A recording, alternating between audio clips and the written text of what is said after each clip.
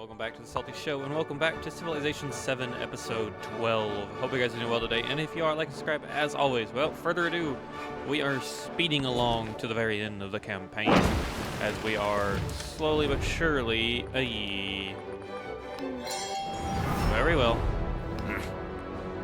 War it is. But we are very surely speeding along our campaign. Making good progress of it too, becoming the largest empire, I think, in the game.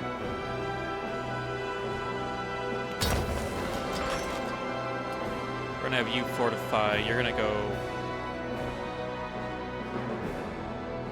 We're gonna put them there, actually.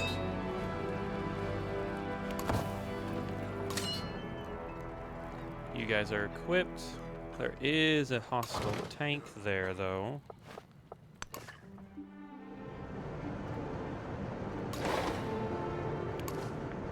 Go ahead and heal, and I did just notice there is a new city. They really will settle wherever they can. Jesus. I mean, he likes us at least, so. But yeah, the towns have definitely added to the settlement abilities here, as it's quite insane. Oh.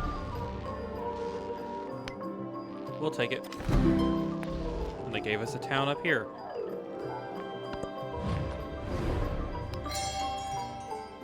Really is quite insane how easy it is to get settlements off war.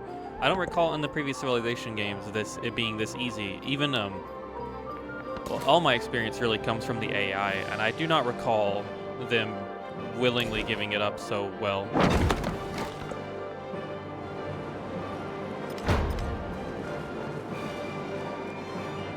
Oh, our army was attacked.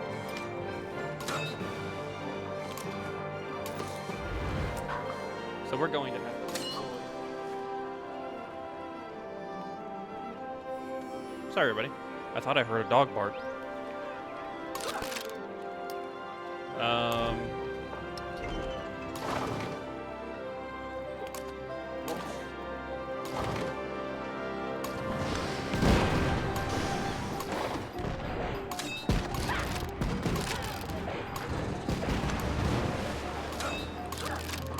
Soldados, not the best units to have against tanks, but we'll have to. It'll have to do.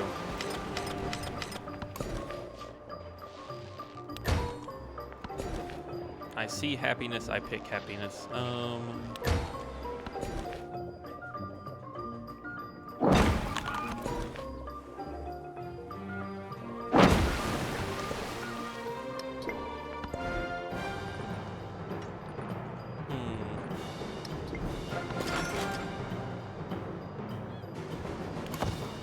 Sleep there.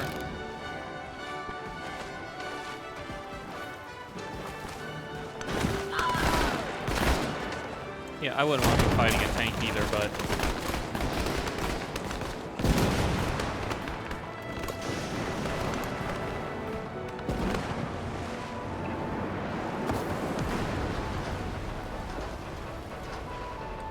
Explorers in our area there. The young men shall fight. The women shall make... Alright, we have mobilization now. Oh, wow. I guess do culture.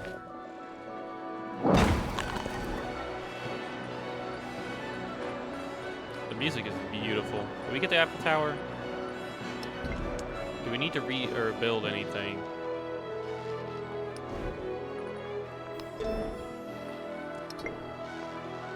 Not that I can see, so why not?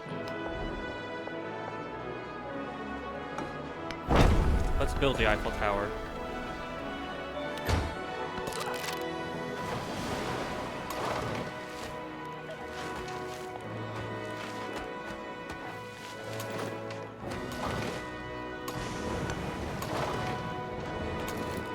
Get everybody together. Upgrade everyone and heal.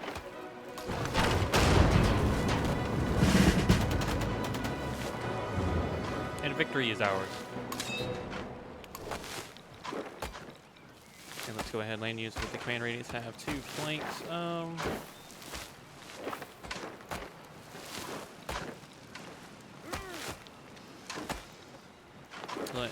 see. There you go. We've broken the assault there. We can move north. Now I am become death, Oh, the Manhattan Project has the finished. destroyer of worlds.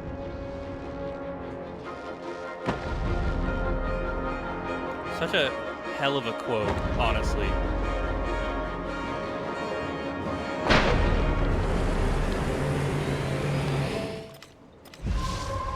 Yeah, that building is terrifying.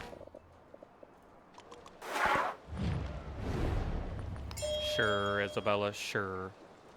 A nuclear weapon is available. Didn't think you'd ever hear that. Oh, here it is, yeah, up. So wait, do we need... What do we need to do for said military victory? Unlocks Operation Ivy.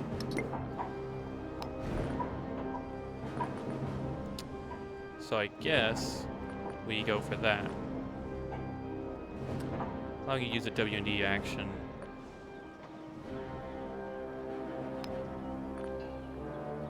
Operation Ivy it is. Now, yeah, you're still gonna be able to make Eiffel Tower, kid.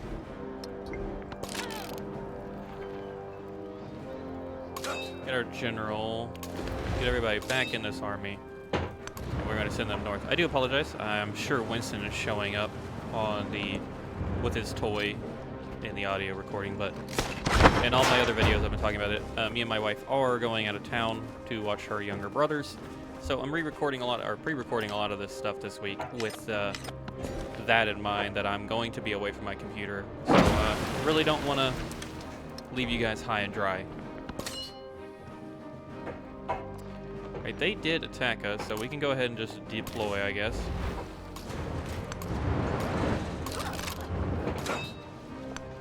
We'll get you there, you there.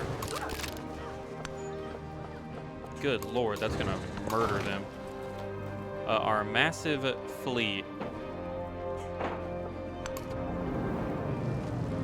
Oh my god. The fleets do look a little weird.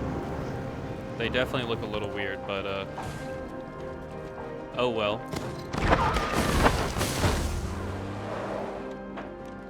They are trying at least.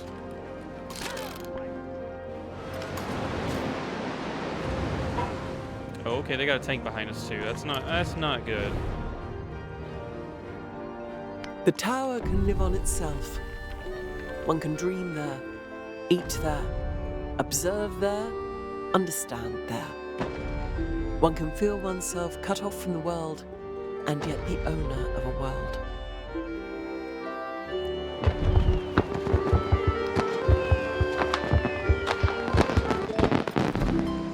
I will say, that is one thing that's just been a real beauty to witness. The look of the game has really sold me when it comes to coming back to Civilization eventually again.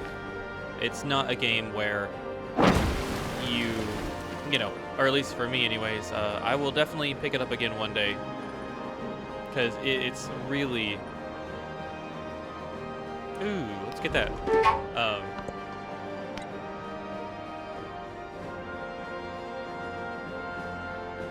Well, this is awkward, but okay.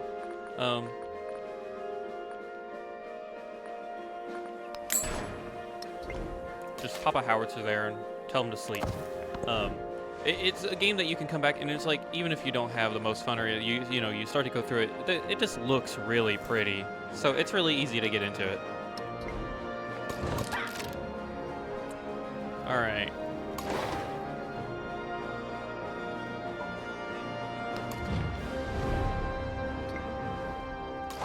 So we could send our massive war fleet here.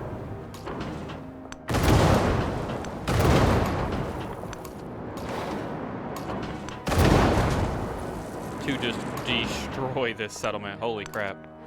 And we should be able to claim it next turn.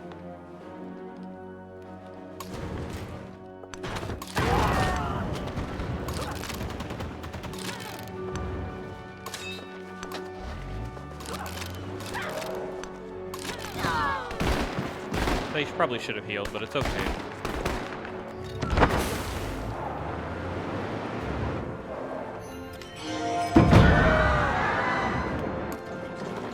It is not from the benevolence of the butcher, the brewer, or the baker. We're gonna hold off on that.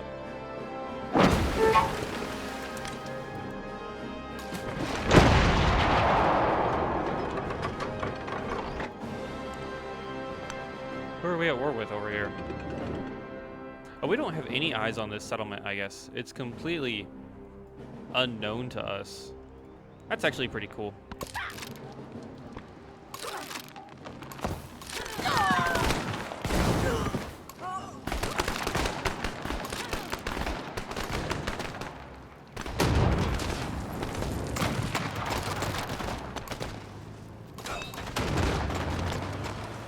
Send our forces north. Encircle the enemy. And you should be able to walk in? Yes. Bingo. Our navy has secured another one. A very nice razor. Let's keep the settlement. And we've secured another. That's definitely one thing, like I said, it's extremely easy to get cities so far. I mean, I'm playing against, I think, the normal AI. But quite crazy. Okay, get everybody together. And we're gonna park the fleet there.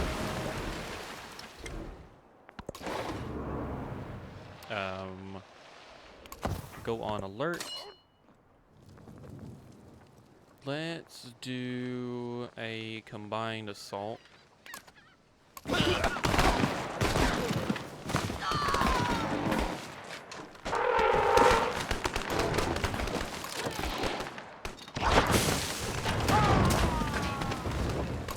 They're gonna take the north.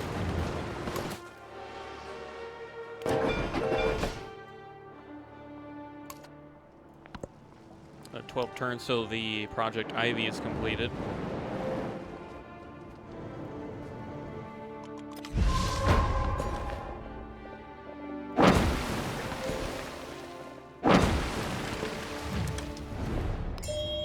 Thought we were already allied to Lafayette, but whatever.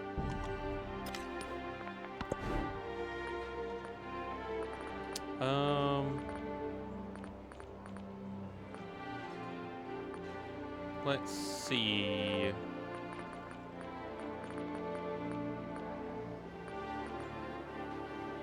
I guess just go for a radio station, why not?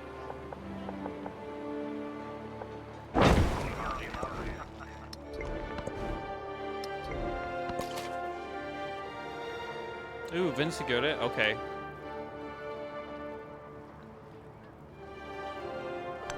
So head there. Oh, he looks cool. So he is a revolutionary.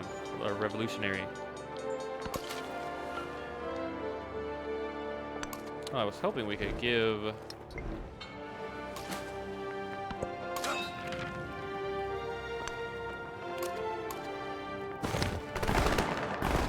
Oh, what? Alright, the city is ours.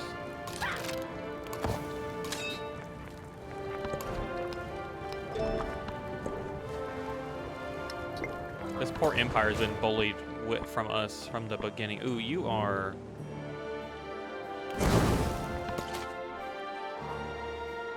Oh, why did you move? Get back in there.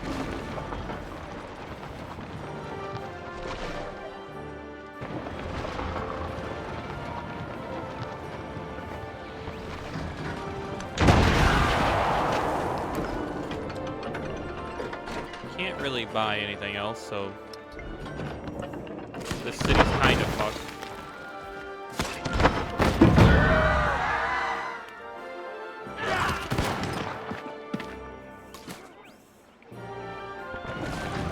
Yeah, they're definitely doing their best to...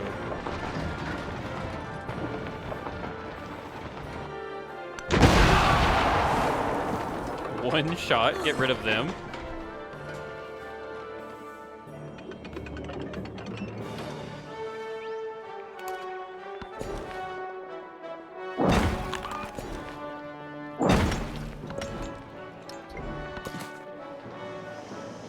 Now, why can't we use a migrant here? Pretty sure it has to be an urban settlement, but still.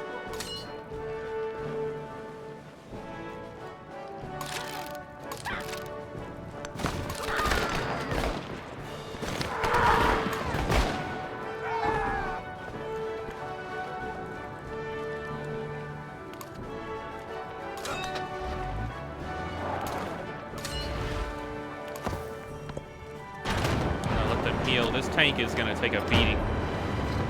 All right, they're bringing in quite a few. All right, we need to be careful.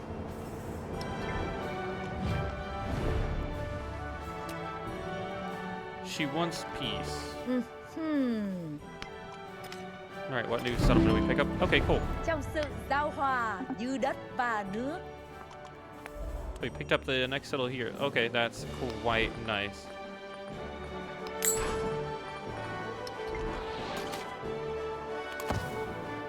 That was actually quite lucky of us.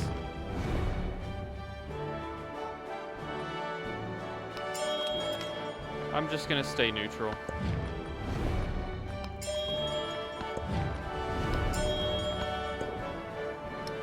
I just broke all alliances. Sucks to suck, buddy.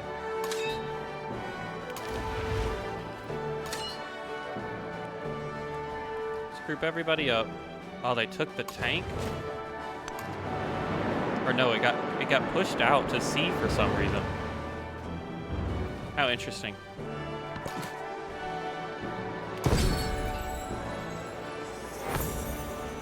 So he just gave us a boatload of happiness. It gives us another. Man, our policies, our socioeconomic policies are through the roof.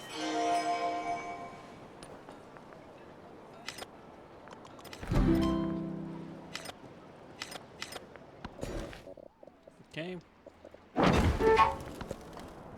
Yeah, we're way over our settlement cap. You don't gotta tell me about it, but we're also very happy.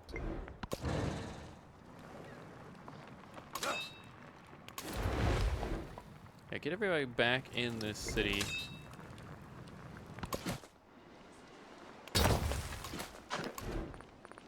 Don't build fortifications, actually. There you go. They can kind of support each other now, no matter what happens. It is 1879, and we are working on getting a nuclear weapon. That's is a tad bit early. All right, I'm gonna move this migrant over here because I don't know what's going on, but for some reason she won't activate.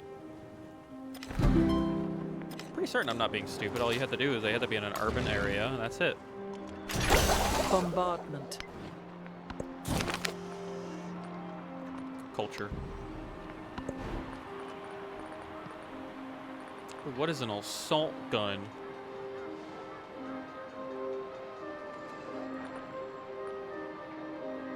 I want to see that. Let me see that assault gun. Join a settlement. The settlement cannot expand right now. Oh. Did not realize we still had a cavalry unit here.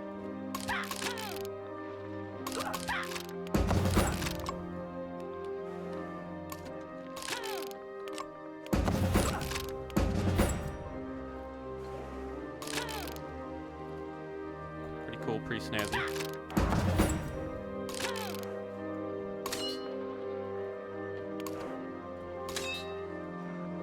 Ooh, we got some AT guns here now. That's actually pretty cool. Our commander that's been here with us the longest is just sitting tight.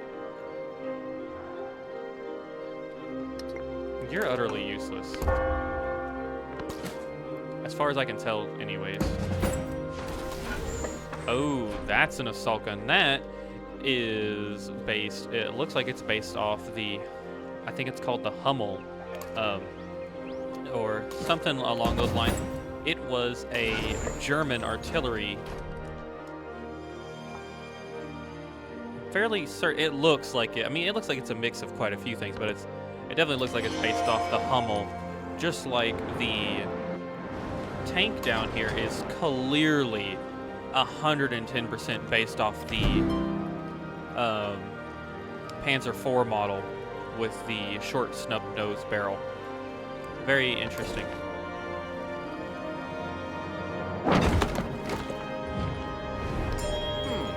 I wonder what dictates that, or if it's just universal.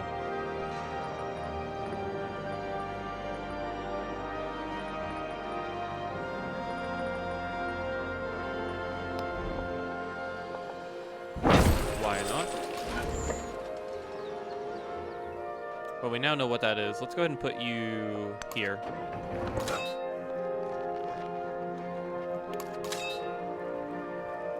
Level up, go on alert.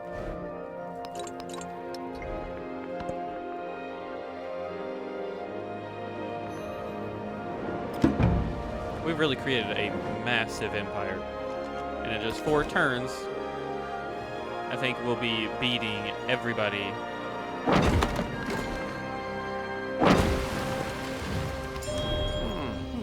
Why not? They're fine, I think. I want to see what happens when we get the Project Ivy done. Excuse me. Okay, so it really was that. They just could not expand. That's so weird.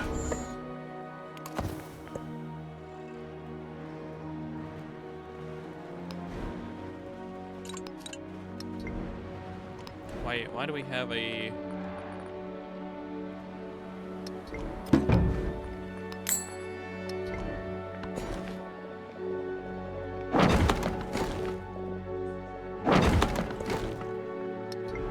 I do love how massive our empire is. It is pretty nice. I feel like it's grown rapidly when we started to expand overseas.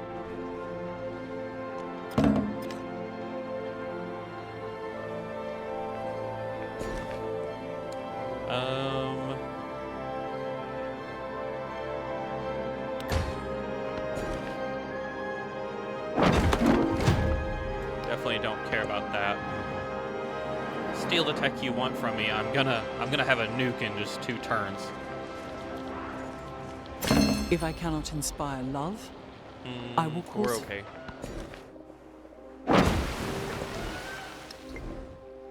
This is it. This is it. Let's see what happens.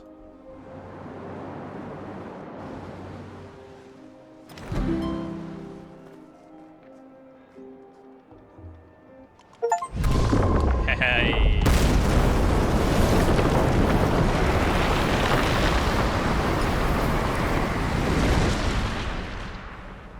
What did the iceberg do? 1887, we detonated a nuclear bomb. That's actually pretty cool. You tested it on like uncolonizable land.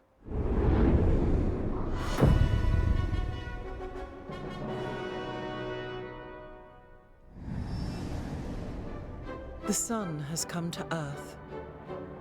Uncountable hopes, dreams, lives, all vanished in a blinding light.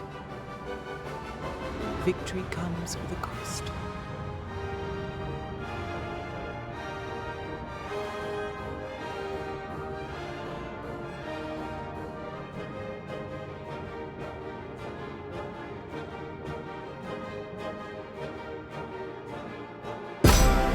Oh, okay.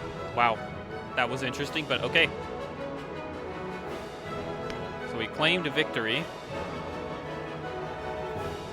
Our idea, 35 out of 20. Wow.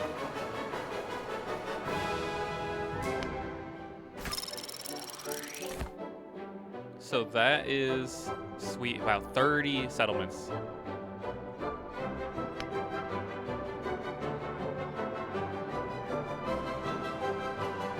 Oh, well, nice. Well, I will be damned, everybody. We did it. I really wasn't sure if that was going to be a complete and total victory or not. Go away. Well, holy crap. Well, folks, that is the end of Season 1 of our Civilization campaign. I do hope those that enjoyed watching it to conclusion had a blast. When it comes to review-wise, overall, to make it short and sweet for anybody that wants to hear my thoughts on it, I think it's a large step in the right direction when it comes to getting people that didn't like Civ 6 back into the fold, coming from 5. It has a lot of features in the game that were not there in a lot of previous Civ games that took DLCs to get. The shining example for Civ 7, though, for me, is the art style. It's such a good blend of their Civ 6 approach with the realistic nature of Civ 5, and it really drew me in. And I think it's definitely the strongest selling point for me, is the fact that I can look at the game, think it looks really good, and fall in love with the gameplay later. The gameplay is not bad at all. It still has that decent repetitive nature of Civ's Civilization. I do think, though, just like Humankind, I don't know if they really nailed the whole Civ progression thing, because the leaders are okay. It is what it is. I mean, I enjoy the leaders, not in... It does kind of throw off things because you know that you have to disconnect the leader from the nation that they're normally represented by, but it is what it is. It's just another thing you could customize, I guess. However, the Civ progression, and I do think the Civ progression was better than Humankind, not being able to pick everything. You had to unlock them. I do enjoy that feature a little bit.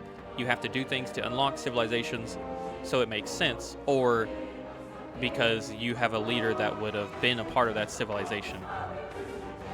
However, I do think there needs to be, I really don't know if you can fix the system, but to me anyways, at least on the difficulty I played, the crisis system can be completely negated. It does not matter one little bit, especially if you have an empire where you are successful.